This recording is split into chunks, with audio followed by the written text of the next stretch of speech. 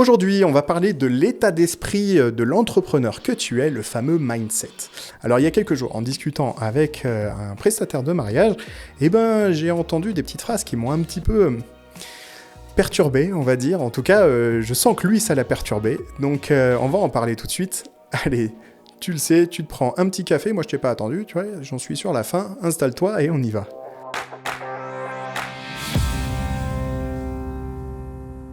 Nous sommes la moyenne des 5 personnes qui nous entourent. Regarde par exemple autour de toi et en fait tu vas vite comprendre ton périmètre représentatif, comme on l'appelle. Alors attention, je dis pas qu'il faut faire du ménage dans tes relations, mais je dis juste en fait qu'il faut savoir et connaître les relations pour pouvoir s'en rapprocher ou en tout cas s'en détacher quand c'est nécessaire. Tu es considéré comme un entrepreneur. Tout est dans le nom, tu dois entreprendre. Les professionnels qui n'entreprennent pas, qui testent pas, qui vont pas de l'avant, moi je les appelle les salariés déguisés. Tu vas comprendre pourquoi. Alors, comment doit-on se positionner en tant qu'entrepreneur face à sa famille ou même ses amis? La première des choses, j'ai envie de te dire, tu dois te poser 3 questions fondamentales. Est-ce qu'ils sont capables de faire ce que je fais? Est-ce que l'un d'entre eux est dans la même situation que moi en tant qu'entrepreneur? Et est-ce que j'ai vraiment besoin qu'on me dise que ce que je fais est bien? Parce que généralement, quand on pose des questions à sa famille ou ses amis, c'est pour savoir si ce qu'on fait est bien. En fait, mauvaise idée. On verra après pourquoi. À partir de là, tu comprendras si l'interlocuteur en face de toi, une fois que tu te seras posé ces questions-là, est légitime ou pas à t'apporter une vision sur ton business. Je te partage quelque chose d'un peu perso. Moi, tous les projets que j'ai lancés, j'ai toujours demandé à une sélection d'amis, en tout cas partageant mes valeurs et des connaissances en business.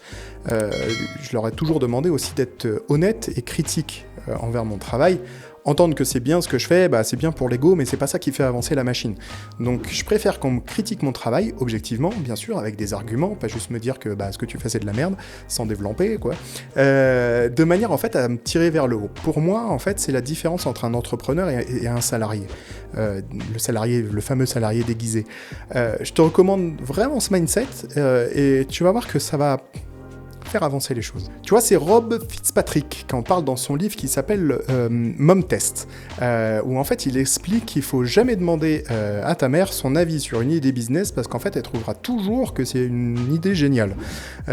En fait, dans son livre, il recommande de poser des questions sur les comportements et les expériences plutôt que de poser des questions sur les opinions et les idées.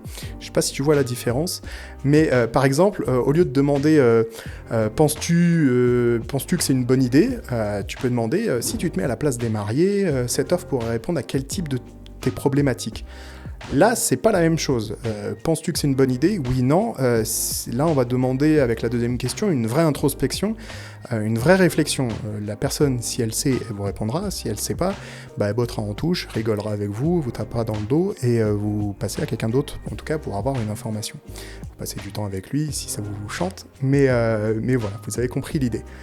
En fait, ce type de question, va orienter les informations vers du concret et du fiable, plutôt que d'avoir en fait des encouragements et on va dire du politiquement correct. C'est ça la différence. Donc plutôt poser des questions sur sur des expériences plutôt que sur des opinions.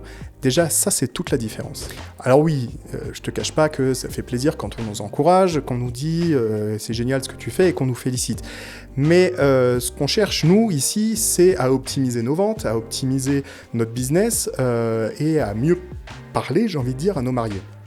Donc perds pas ton temps à avoir les avis sur les mauvaises personnes, sur des problématiques qui la plupart du temps ne comprennent pas, surtout que je suis persuadé que la plupart du temps, les réponses à tes questions, tu les as.